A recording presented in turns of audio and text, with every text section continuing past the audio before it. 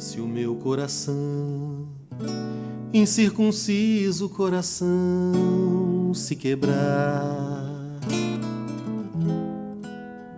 e eu voltar pra Deus tão quebrantado que não tenha nem palavras, se eu recomeçar a andar com Jesus, ouvir sua voz, seguir a Jesus, cada dia é um novo tempo e oportunidade de voltar pra Deus. Se o meu coração, incircunciso coração, se humilhar, na verdade é Deus me convencendo da miséria do pecado. Se eu abandonar a velha ilusão de nunca escutar o meu coração, cada dia é um novo tempo e oportunidade de voltar pra Deus. Volto pra Deus sempre que vejo o tamanho dessa mentira e imaginar a possibilidade de não depender de Deus.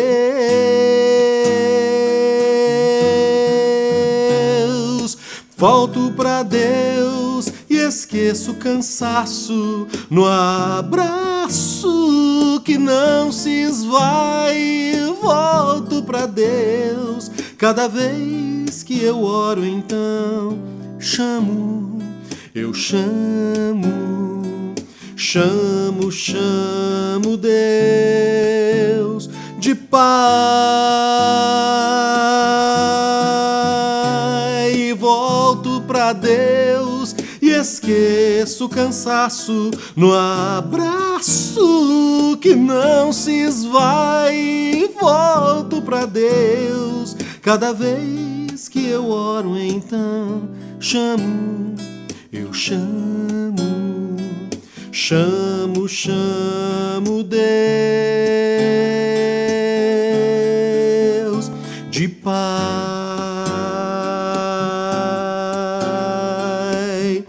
de Pai, Pai. Viagem pela vida, tantas vezes me perdi. Nada fazia sentido até... Olá, seja muito bem-vindo mais uma vez ao nosso programa. Nós continuamos falando sobre revitalização de igreja e continuamos aqui com o pastor Amado e o pastor Diego, e nós vamos direto ao nosso assunto. Muito bom ter vocês aqui de novo. A gente falou muito sobre problema e quando a gente começa a falar mal é bom, né? Eu tinha um professor que falava assim, olha... Falar mal é bom, mas é pecado. Mas é claro que a gente é bom a gente identificar os nossos problemas. Sim. E algo que a gente estava conversando, que não foi pro ar ainda, antes da gente falar sobre o processo de revitalizar, quais são os passos que a gente pode dar para ajudar as igrejas, né, que vão assistir a gente aqui, a gente identifica, eu acho que isso é comum entre nós três, essa dificuldade que a liderança tem de capacitar uma nova liderança. A gente fala muito sobre passar o bastão. Uhum. E aí, às vezes, você tem uma liderança que não quer que outros se envolvam, né? Talvez fique ali concentrado neles. Vocês falaram sobre pequenos reinos. Isso é um problema, né? Criar o nosso próprio reino. O que vocês acham disso? Esse problema da liderança? Ou é só eu que estou vendo isso e vocês não enxergam isso como eu? Quem dera se fosse só uma questão que você enxerga, João. Assim, eu pensando nessa questão, eu volto um pouquinho naquilo que a gente estava dizendo no outro programa. Essa concepção de liderança, a parte da nossa identidade em Cristo e missão, ela gera distorções. Porque se nós voltamos para a palavra de Deus, se nós voltamos para o Evangelho e voltamos para aquilo que Jesus fez, ele sabia que ele ia passar 3 anos com a gente e ele iria comissionar discípulos. E é interessante, porque quando nós vamos para o final dos evangelhos e para Atos, é inquestionável que se prepare novos discípulos para que eles continuem a missão. Isso é assim, é o básico, é algo que está claro, não precisa de muita subjetividade e muito estudo de grego e hebraico para você ler a Bíblia e entender, né, sobre fazer discípulos, sobre ser testemunhas. Então, falta discipulado de Cristo para formar discípulos de Jesus mais do que membros de igreja, e falta discipulado que prepare uma liderança a partir dessa, vamos usar a palavra, né, que a gente gosta muito, dessa cosmovisão missional. É uma liderança que entenda, a liderança não é um fim em si mesmo. Eu sou líder e eu tenho um propósito. Eu sou líder num organismo que tem uma missão, e a minha liderança é submissa a essa missão. Quando a gente perde isso de vista, a gente vê todas as distorções, a construção de pequenos reinos, e a gente vê uma liderança que é insegura em passar o bastão para uma próxima geração. Só para eu não me estender e não tomar o tempo do Amadinho, eu vi uma vez alguém dizer isso a respeito de formação de filhos. Que geralmente, quando nós, pais e mães, nós não temos muita segurança do que os nossos filhos vão fazer, das escolhas e das decisões que eles vão tomar, e a gente fica atropelando o processo por eles, é porque no fundo a gente sabe que a gente não preparou eles para isso, e então a gente agora quer tentar corrigir o processo. E às vezes isso reflete um pouco na preparação da liderança. Por que que o líder, vamos dizer assim, mais velho, ele teria uma certa dificuldade em passar o bastão? Talvez é porque no fundo ele sabe que aquela geração não foi preparada também por ele para assumir a liderança e continuar a missão com essa mesma cosmovisão missional, vamos dizer assim, submissa à missão, e que vem também a partir da missão. Então, assim, a princípio eu penso muito nisso. Eu acho que pode ser um problema que pode ser corrigido com a revitalização e com um novo paradigma de liderança. Sim. Amado, alguma coisa sobre esse assunto? Porque se a gente pensar o seguinte, que então o discipulado seria uma boa resposta, talvez, então, para pensar assim, começa por aí. O discipulado, ele faz parte do DNA da igreja, né? Jesus mandou a gente pregar e fazer discípulos. Faz parte da missão que ele nos deu, né? Sim. Então, a igreja missional, que é a igreja de Cristo, ela é missional. Ela vive essa missão que ele deu. O discipulado, ele faz parte, e eu vejo que nós perdemos muito isso. Nós formamos, às vezes, bons crentes, bons frequentadores de igreja, bons presidentes de sociedade interna, até bons pastores. Sim. Só que na maioria das vezes não houve um processo discipulado. E é interessante, João, que discipulado é um termo, né, uma palavra mal compreendida dentro das nossas igrejas. Porque quando a gente fala de discipulado, aí vocês vão me ajudar, parece que soa como uma cartilhazinha que você tem que ter para você estudar um determinado material com a classe, com aquelas pessoas que estão ali. Aí nós vamos fazer um discipulado aqui, né? Vamos estudar o Evangelho segundo João. E a gente começa a estudar o Evangelho segundo João com aquela pessoa e acha que isso é discipulado, né? Isso pode fazer parte de um processo de discipulado. Sim. Mas o discipulado é caminhar, é formar discípulos. Os discípulos de Jesus eram conhecidos por serem aqueles do caminho, né? Sim. Aqueles que caminhavam com Jesus, que comiam com ele, que andavam com ele, e assim eles foram formando outros discípulos. O discipulado faz parte da vida.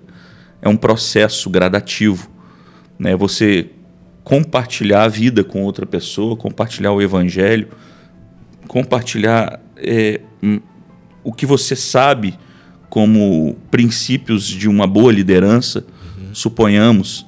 E lembrando, a gente sempre faz discípulo de Cristo, nunca discípulos de nós mesmos. Né? Isso é o mais importante. É sempre discípulo de Jesus. Mas suponhamos que eu tenha a habilidade na área da música. E há pessoas que eu identifico na igreja que têm uma proximidade com isso. Eu preciso treinar essas pessoas para que elas sirvam a Cristo e sejam, de fato, fiéis ao Senhor naquela área ali. A gente começa a levantar liderança, a gente começa a levantar novas pessoas, porque precisa ter aquela mentalidade que nós não somos eternos, nós somos transitórios. Uma vez, eu reunido com alguns presbíteros, um deles me disse assim: a gente tem que tomar muito cuidado, pastor, porque os pastores são transitórios na igreja. Os pastores vão e vêm, e os presbíteros ficam. Aí eu pedi, com toda a educação, data vênia, né, ao ilustre irmão, porque às vezes não foi com má intenção, foi só uma questão mesmo de não perceber. Eu falei assim: não, irmão, mas os presbíteros também são transitórios. Os presbíteros têm um mandato de 5 anos e nunca sabem se vão ser eleitos de novo, só Deus sabe. Eles são mais transitórios do que os pastores. Talvez nem cumpra, né? Porque eles não sabem se o Senhor vai chamar. Se o Senhor vai chamar antes. E é engraçado que nesse tempo... No final todos são transitórios. Todo mundo passa. Então, assim, nesse tempo havia tido um episódio recente de um determinado presbítero que tinha sido recolhido pelo Senhor. E aí a gente olha para aquela circunstância, né? E identifica que nós somos transitórios. Nós precisamos deixar um legado. E o legado ele passa por você discipular pessoas conforme a ordem de Cristo, fazer discípulos de Jesus. Sim. João, só pensando nessa questão, eu estou me lembrando aqui de situações reais e uma coisa que eu tenho visto, e a gente, né, participou de um workshop que usou essa analogia, né? Até então, o discipulado é uma necessidade que a gente poderia chamar de gatinho. Fácil de lidar com ele e, né, fácil da gente conduzi-lo. Quando a igreja ela cresce, ela se estabelece sem o discipulado, o que era um gatinho se torna um tigre. E o problema se torna maior, mais difícil da gente resolver. E se a gente não resolver, aquele tigre vai atacar a gente. Sim. Então, pensando nisso, eu estava me lembrando de uma realidade onde líderes não fizeram novos líderes, e esses líderes que não fizeram novos líderes estão com seus 60, 70 e 80 anos. Eles têm o coração no Senhor, eles querem ver a igreja se desenvolver, mas existe um quê de cansaço natural. Natural. Cansaço da idade, cansaço da cabeça, das demandas da vida e o cansaço de um longo período de liderança. E agora chega-se num momento onde é urgente que esse bastão seja passado, e quando você olha para frente e não vê alguém para receber esse bastão. Então, assim, é um assunto muito sério. E o discipulado existe para que não exista nem o gatinho na sala.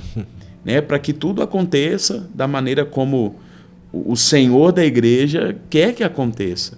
Né, líderes que preparam outros líderes e que delegam responsabilidades e que dão até espaço para esses novos líderes, né, de certa forma, errarem, para aprenderem como se lidera e serem informados para daqui a pouco assumir responsabilidade. Então, o problema que é um gatinho vira um leão, um tigre, e pode vir atacar a gente mesmo, vai vir contra a gente, se a gente não resolver isso. Sim. Eu percebo que a gente está falando, o Carlos Borges esteve aí, né? Sim. E ele falou muito sobre a liderança. Sim. Como é que esse processo de revitalização passa pela liderança, a unidade dessa liderança. Isso. E é uma liderança que vai enfrentar muitos desafios nesse processo, né? Você pensa, vocês falaram um pouco sobre, por exemplo, a resistência à mudança. Né? A maioria das pessoas não querem mudar. Como é que a liderança lida com isso? Tem outros desafios que a liderança vai enfrentar dentro desse processo de revitalização? João, eu estava pensando um pouco nisso até hoje, mais cedo. Como, naturalmente, instituições e pessoas resistem à mudança. Naturalmente. Se a gente parar para pensar, o nosso corpo, ele parece que foi feito para ele encontrar um ponto de conforto e quando é oferecido um desconforto, ele tenta de todo jeito voltar para o seu conforto. E aí se a gente pensar, por exemplo, o que acontece com a gente quando a gente vai para academia, você sabe muito bem disso. Né? O personal vai lá arrumar uns estímulos para a gente sentir dor, para fadigar e daqui a pouco o músculo vai doer muito. Mas num processo onde a gente sai da zona de conforto, né, falando da academia, para que a gente vá num caminho de saúde, de crescimento e a gente poderia dizer de vitalidade, de bem-estar. Então, para mim, assim, algo que a liderança precisa compreender, e nós pastores também, assim, indispensável, que nesse processo é um processo onde vai haver desconforto, né, guardadas as devidas proporções, né, em alguma medida, sim, dor, porque a gente vai deixar a zona de conforto. Sim. A liderança da igreja local vai ser estimulada a sair daquela zona de conforto. E como você disse, assim, é difícil a gente admitir os nossos problemas. Mas aí a gente lembra de Jesus falando com a igreja de Éfeso. Lembra de onde caíste, arrepende-te e volta à prática das primeiras obras. Então, assim, eu acho que o início desse processo, a gente precisa de muita graça de Deus para que nós, com humildade, pastores, presbíteros e a igreja, a gente não tema alguma mudança saudável, não tema o desconforto que essas mudanças podem trazer e que, se de fato necessário for, que a gente, com humildade no coração, se arrependa diante de Jesus e voltar àquilo que Ele quer ou para onde Ele quer que a gente volte, né? Que é para a missão, a conexão com Ele. Afinal, ramo sem videira não tem vida, né? Fica só a treliça, não funciona, né? Não funciona, tem que ter videira. Tem que ter fruto, né? Então, além do discipulado, se a gente fala o discipulado como algo extremamente importante nessa questão da liderança, mas aí você tocou talvez em outro ponto que seja também o processo, que é o próprio arrependimento, né? Sim. Para que a gente vai identificar um problema se não quer se arrepender, né? Sim. O arrependimento entra nisso aí também. Como é que isso entra dentro desse processo? A gente tem vários textos na Bíblia que envolvem arrependimento e oração em um processo de, digamos assim, avivamento, né? Uhum. As pessoas precisam passar por isso para que haja a revitalização, né? Muito bom. Gente, eu gosto de terminar pedindo para a pessoa falar algo que seja encorajador, porque a gente tem a tendência de, sei lá, terminar uma conversa e a gente ficar assim, tá bom. Você não conhece minha liderança, você não sabe como é que é aqui, a realidade que eu estou vivendo. E realmente a gente não sabe a realidade de todo mundo, né? Mas existem problemas que são comuns. E eu queria que vocês deixassem uma mensagem, cada um, uma mensagem para quem está assistindo a gente, para irmãos e irmãs que estão aí sonhando com uma igreja viva, uma igreja ativa, não no ativismo, no excesso de programas, né, de eventos, mas viva de verdade, com vitalidade. Sim. Um povo crente, um povo que tenha iniciativa para fazer as coisas. Fala aí para esse povo uma palavra de encorajamento, de esperança. João, eu tenho me voltado muito para algumas realidades que a Bíblia descreve para a gente. Então, a primeira delas que eu acho que pode nos encorajar é o poder da palavra de Deus, né? A gente lembra de Ezequiel naquela visão do vale de ossos secos, sem vida, sem vitalidade nenhuma. E o Senhor fala com Ezequiel naquela visão, fala a esses ossos. Nós sabemos que ali era o povo de Deus naquele tempo, sem vida de Deus, e Deus manda Ezequiel pregar para aqueles ossos. E o resultado daquela pregação é que aqueles ossos são transformados em um poderoso exército. Sim. Então eu queria encorajar os nossos líderes, os nossos irmãos que nos assistem. Nós precisamos voltar o nosso coração para confiar no Senhor e na sua palavra. A palavra do Senhor é poderosa. O Senhor fez tudo pelo poder da sua palavra. Jesus é a palavra, é o verbo. Ele está vivo. E o Senhor Jesus, ele está conosco nessa missão. E é por isso que nós encontramos a certeza de sucesso. Ele prometeu para a gente estar conosco todos os dias até a consumação dos séculos. E é por isso que nós podemos, por exemplo, você disse do Carlos Borges, o Borges é alguém que viu isso acontecer na prática na igreja dele. Né? Uma igreja sem vitalidade que hoje é uma igreja viva. Nós conhecemos inúmeras outras igrejas que experimentaram essa revitalização no melhor sentido do termo, e são igrejas vivas, são igrejas envolvidas no trabalho evangelístico, missionário, igrejas que revitalizaram a unidade, revitalizaram os relacionamentos, revitalizaram a liderança, o relacionamento com a liderança. Mas eu pensando naquilo que a gente experimenta no dia a dia como pastores, nós precisamos nos arrepender e voltar-nos para a palavra de Deus, a palavra de Deus que é perfeita, que é inerrante, que é infalível, sobretudo que é poderosa para fazer aquilo que o Senhor quer que aconteça na nossa vida como igreja. Amém. Bom, eu entendo que uma palavra interessante para a turma que está aí assistindo e que sentiu o coração assim desafiado com isso tudo que a gente tem falado aqui, é que você arregasse as mangas, sabe? Orare et labutare, né? Assim, a gente precisa orar e trabalhar. Não adianta só orar e não adianta só fazer as suas devocionais. Isso é fundamental. Mas você precisa arregaçar as mangas.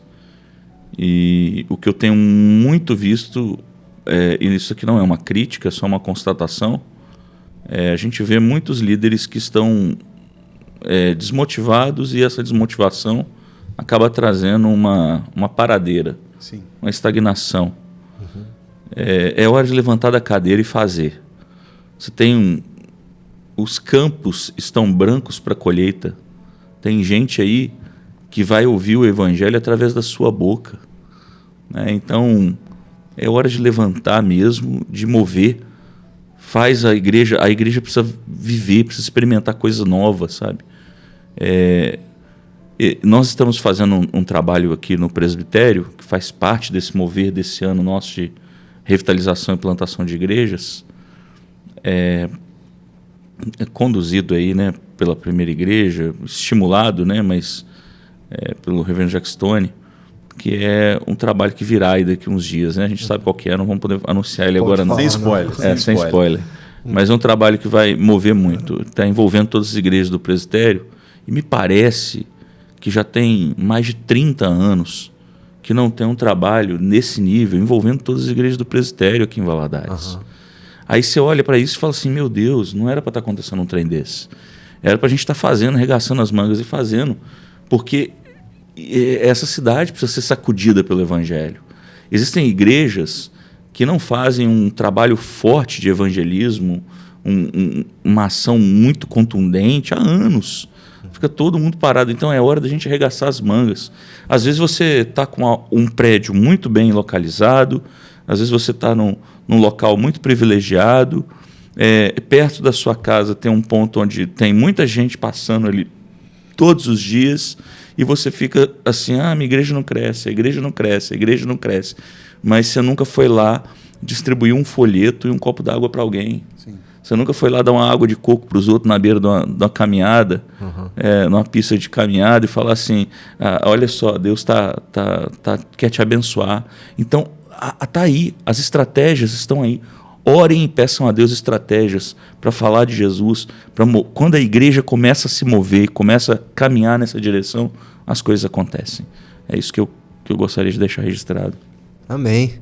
Para conhecer onde vocês estão, onde é que fica a Igreja Monte Sinai? Igreja Presbiteriana Monte Sinai está na rua Ataleia 96, no bairro Santa Helena. A turma acha a gente também nas nossas redes sociais, no Instagram, Igreja Presbiteriana Monte Sinai, e também no nosso canal do YouTube com o mesmo nome. Isso aí. E lá na Memorial? Igreja Presbiteriana Memorial fica na Avenida Minas Gerais, 1252, próximo ali ao Mergulhão. Tem gente que vai olhar e achar que é uma igreja católica, né? Mas pra quem não sabe, é aquela igreja... É aquela igreja pontuda. Eu sempre faço assim, né? Tem uma cruz em cima. Você pode chegar lá que vai ser muito bem recebido. Também procura Memorial GV no YouTube, também no Instagram. Você vai achar nas nossas redes sociais aí. Bacana. E em breve todos os moradores de Governador Valadares saberão do que a gente está falando. Com a graça de Deus. Há tempo para todas as coisas. Então, ó, quem estiver na região ali é Santa Helena. Santa Helena. E aqui já é mais voltado, mais perto do centro, né? Memorial está mais perto do centro. Mais perto do centro. Mas já está depois do Mergulhão. Nossa Senhora das Graças, mas quem mora em Valadares sabe o que é depois do Mergulhão. Né? A Minas Gerais depois do Mergulhão. Ô, gente, muito obrigado.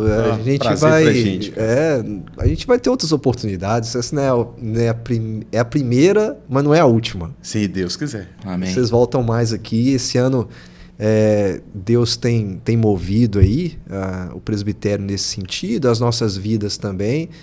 E poder fazer algo todos juntos em favor de uma coisa só é muito importante. Então, muito bom receber vocês aqui. Muito obrigado. Espero vocês numa próxima. Tamo junto. À disposição.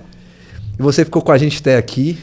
O meu agradecimento a você também, você que nos acompanha pela TV ou pelo YouTube. Se você assiste a gente pelo canal da Primeira Igreja, você pode deixar um comentário para nós, curtir e compartilhar esse vídeo.